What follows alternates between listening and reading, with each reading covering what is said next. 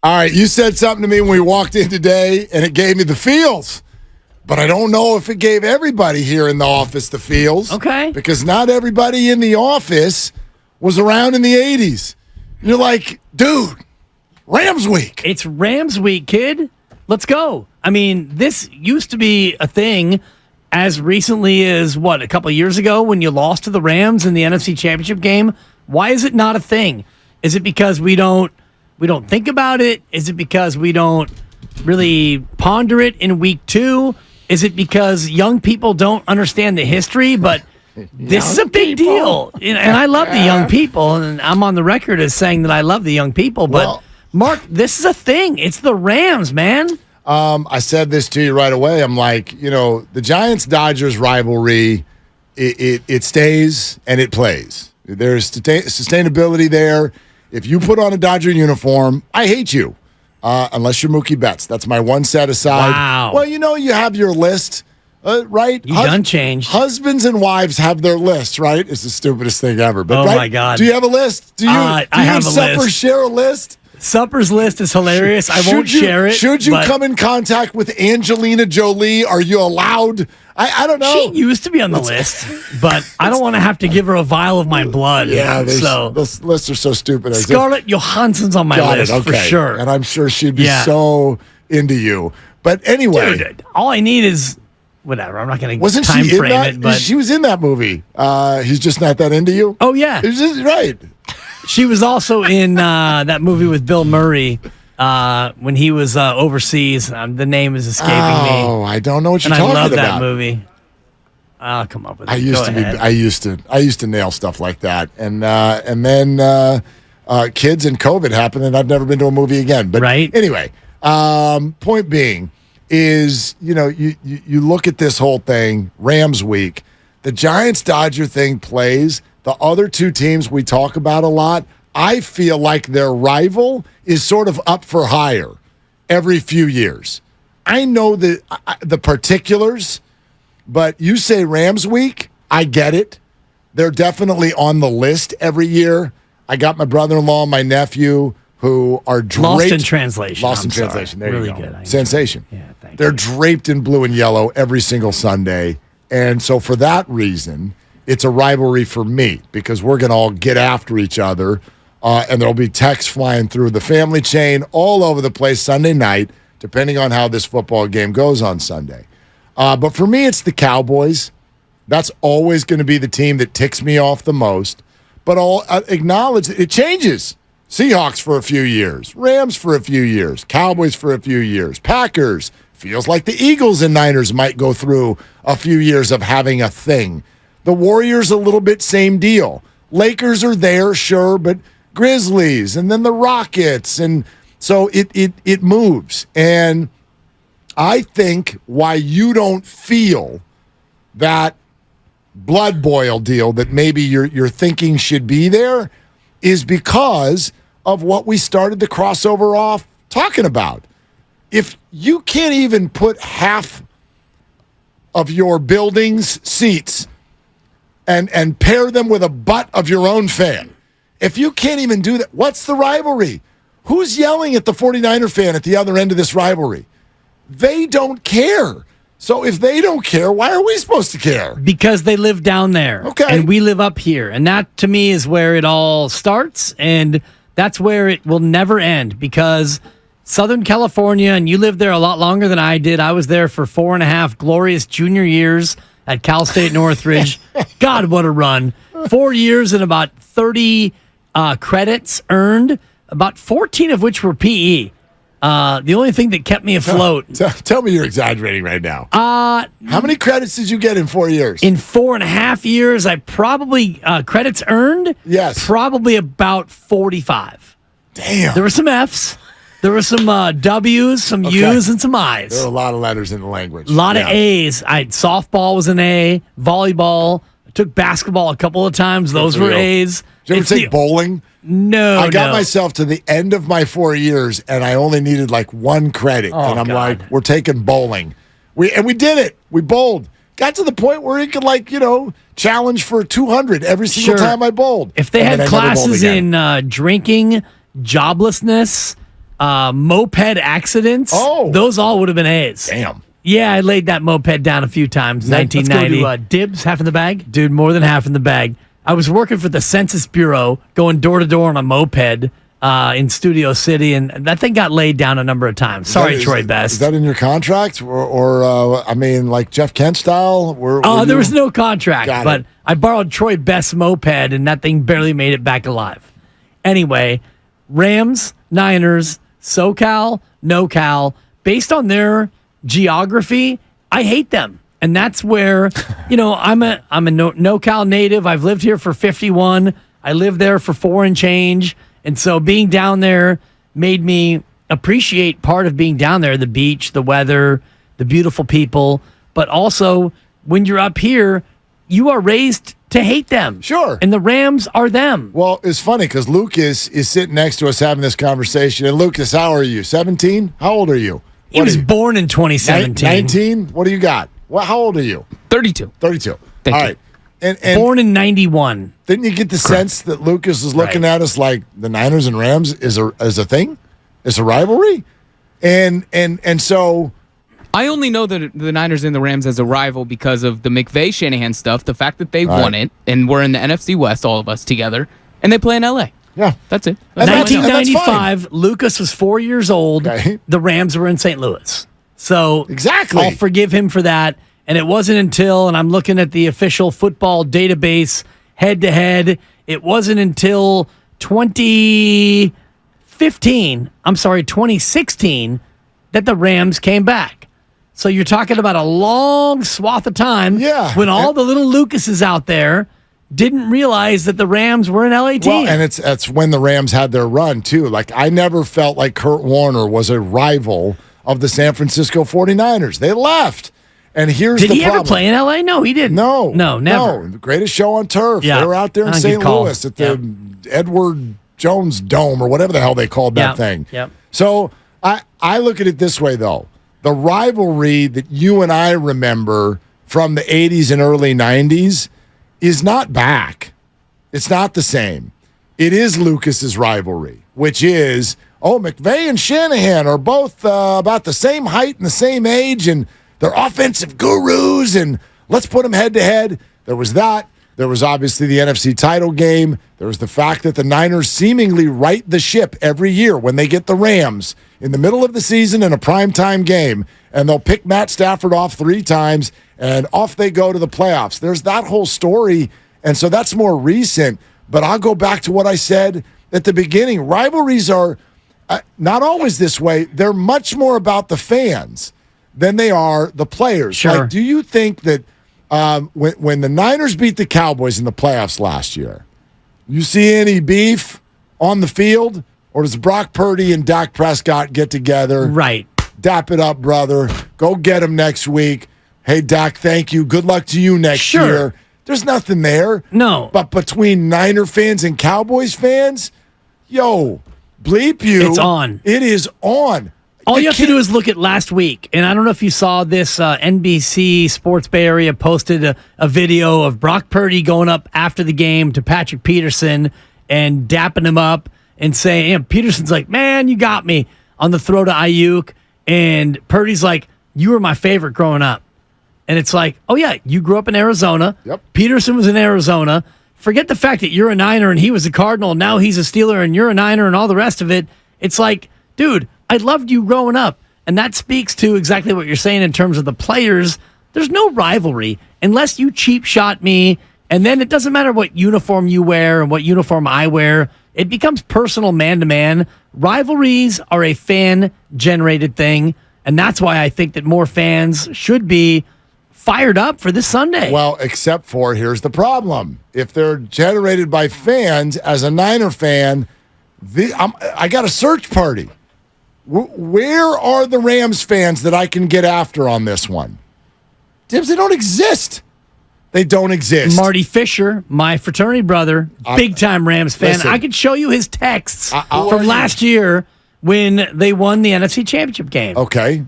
And what was he doing for the 20 years while they were gone? He was a St. Louis fan. Was he? Oh, yeah. He's one of those dudes. See, then good for He's a him. weirdo. Well, but then then he counts. I don't know any of those people. I just mentioned my brother-in-law and now his son, my nephew. They're draped in Rams gear every single Sunday. 10 years ago, he was a Charger fan. So I can't take you seriously. Sure. Dennis, I love you. I can't take this seriously. You can't hop jersey to jersey and act like you care that much. 10 years ago, you didn't even like them. And now you're losing your mind because they won the Super Bowl. The whole thing, that's actually what made me dislike them more. I'm like, this is nauseating. You can't care that much when 5 years before you were wearing another team's jersey.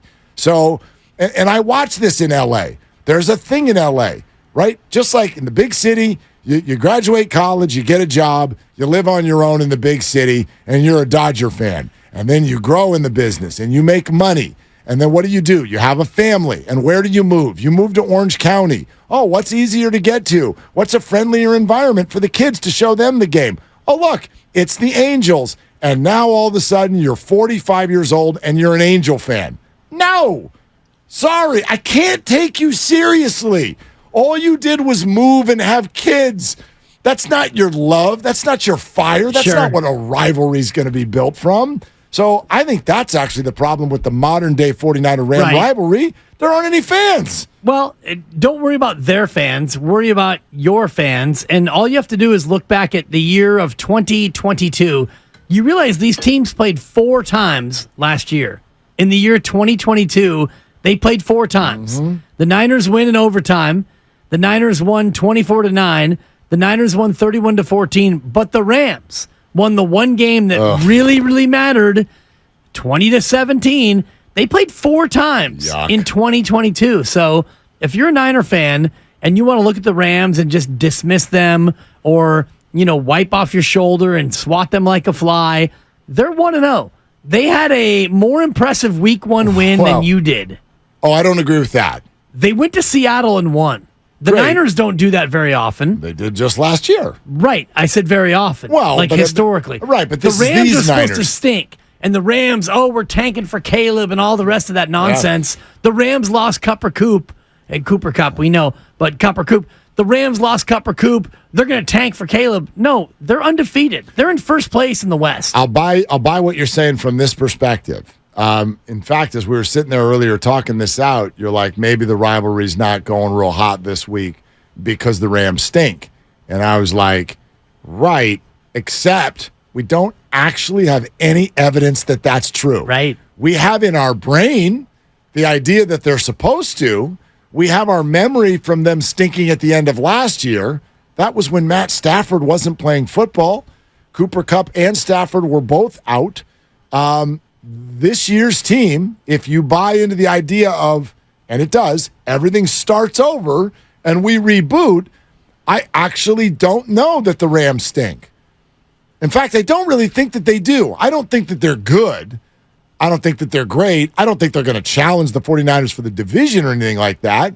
But we've had one opportunity to look at them, and they had arguably, and actually I don't even think arguably, factually, they had one of the top 5 performances of the week. Sure. Yeah, sure. I'd say that. So maybe they're good. Maybe they're good. I don't know. They might be really good. Maybe their coach is actually better than your coach. You take it easy over there. Who's got more Super Bowls? They're the Rams coach. Yeah. Say it. Say his name. Sean McVay. Put your name on it. That's his name, not mine. But whatever. Yeah, Sean the McVay. Niners have won 8 of the last 9 in this matchup, and the only one they didn't win was the most important one in the series. So if you're a Niner fan and you're already thinking about Thursday night and the home opener and what am I going to barbecue, you're doing it wrong because the Rams, they're obviously not a pushover. And I'm not just going to Puka Nacua into submission because I know you're a huge fan. Puka Nacua. But they are, they're good enough to go to Seattle and win handily in the opener over everybody's boutique. Well, Seattle's going to be a wild card, and Seattle might actually challenge for the divisional title. But they might stink. So that's the thing. Sure. Like week 1, usually, I think there are some things that we know. We're going to get a really good view tonight if Philadelphia is exactly what they're cracked up to be. Because people looked at last week and went, well, that that was kind of wobbly. Yeah. What the hell were you doing? And Yeah. I'm like, dude, this is the road in New England playing Belichick. And they won. And they have a good defense, and they won. Yes, Right. they coughed up a lead, but they won the football game. I think Philadelphia is fantastic, and I think that they're going to show the Vikings a thing or two tonight. But week 2 is always so fascinating because you kind of get my favorite Law and Order word, and it works well with Tim Roy as well. You get a corroboration sensation is what you get. You get corroboration because right now the Rams are really good and Seattle is really bad, or something was amiss just in that game. It's kind of like the Bengals. Do you think the Bengals just stink this year? Or was something off in that game? Are the Browns way better than we realized? Right. Or was something just off in that game? Week 2, we're going to get a good view as we see everybody play for the second time. Yeah. The Rams Yeah. might be. Here's what I will guess. I don't think they're good. I think that they're a more viable team than we were giving them credit for. Right. They're probably better than a team that was going to tank for Caleb. And, that was one of the prevailing notions. You and I talked about this, and you actually said, oh, the Rams, they're going to tank for Caleb. Well, I thought Matt Stafford was going to find his way to the sideline. And, Right. and he still might. And he well, still I might. don't think that he's going to find his way there. He might get hurt. But I kind of agreed with you when you said it, like, Matt Stafford might come up with one of these, like, ooh, ouch. This is, man, this is really, it's really a problem. But if you start out the year 1-5, that's where one of these nagging injuries might flare up. But Sure. he's a competitor, Well, and they're 1-0. He's a Thank horse. you. He's a horse. Yeah, I'll say this about the Stafford thing. You heard his name come up a lot behind the scenes. Teams that were looking for a quarterback. You even heard it when Rodgers goes down the other Right. night. People are like, "Ooh, call the Rams about Stafford," and so you ask yourself, why? Why does his name keep coming up? Why would the Rams do that? And so there's this underlying rumor that the Rams weren't really trying to do anything this year. And then what happens leading up to first week? Cooper Kupp is seeing specialists, and we're talking about lingering hamstrings. There wasn't anything we saw. It's not like he tore anything. What's going on? Maybe they're not motivated. Well, it was not discussed much. But right before week 1, there was a story that said the Rams took everybody's calls on Matt Stafford, and they told them all the exact same thing. He is unequivocally, flatly unavailable. Get off my phone. Man. So maybe there is a philosophy that we didn't realize with the Rams, because if you go back to prior to Matt Stafford getting hurt, they were Matt Stafford's Rams. They're not that bad of a team. They're 2 years removed from winning the whole thing. Yeah. So, yeah, I will grant you, this is a more dangerous game than I feel the vibe suggests. Which is why I'm trying to get people to really dial in on the rivalry aspect of it, because, yes, Shanahan has owned McVay, except in the biggest game where he actually didn't own McVay, and McVay won that game, and then they moved on, and they went to the Super Bowl and all the rest of it. So I just think that Niner fans are sleeping on the Rams, not only as a team, but as a rivalry, because whenever the Lakers come to town, and forget LeBron, the LeBron-Steph thing actually makes it bigger than it normally otherwise would be. But to me, Lakers-Warriors will always get my blood boiling, because I grew up going to Oracle back when it was the Oakland Alameda County Coliseum Arena, and Laker fans would take it over, and I hated it. And the Lakers would win by 17. The Warriors would cut it to 3 halfway through the third. And, we'd all get excited. And then the Lakers would, hey, Magic, go ahead and get back in here. Lakers would win, and all that purple and gold nausea would wave over. Shout out Joe Spadoni as a newborn. And I hated it. Yeah. And Giants-Dodgers, similarly. But to me, the blood doesn't boil the same way, because the Giants have 3 and the Dodgers have A half. I was going to say 0.5. I don't know how you want to decimalize their title. They've got a title, air quotes, for the YouTube people. It's actually a third. Whatever, of a based on your championship. hatred of the blue. Yeah. But as a Giants fan, you can at least feel like no matter what, you still have the upper hand. Niners-Rams, you don't have the upper hand of late, because Sir Flex-a-Lot, let me run in the end zone and celebrate. He got you. He got you Niner fans. So if you're not fired up for this game based on the rivalry, I think you're doing it wrong. Okay, well, I'm fired up for the game because it's a game.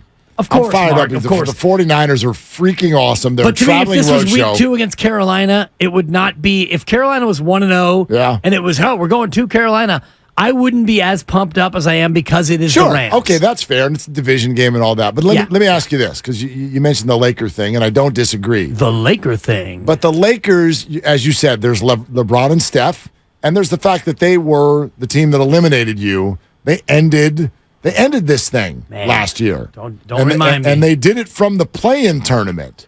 So that was difficult to swallow. But if I asked you this, go to all three teams, 49ers, Warriors, Giants. Just give me the last 5 years. And what was the moment you'd point to as the most rivalry-activated moment for you as a fan? Last 5 years, all three teams. Rivalry-activated moment. The most rivalry-activated moment. In other words, right? That game or that series where you're like, okay, this is not just I'm rooting for my team. It's also like, the embarrassment if they lose, the nausea if they lose. My friends, my family are going to be on me about this. What was that moment over the last 5 years for each team? Because I would argue for the Warriors, it was not anything to do with the Lakers. Oh, you're talking about rivalry-activated moment outside of just these rivals. Yes, any moment. Like for me, for the Warriors, I would either choose the series against the Rockets and all the missed three-pointers. Was that within the last 5 years? I think we're close. Was that 6? But if not 5. I'll take Memphis.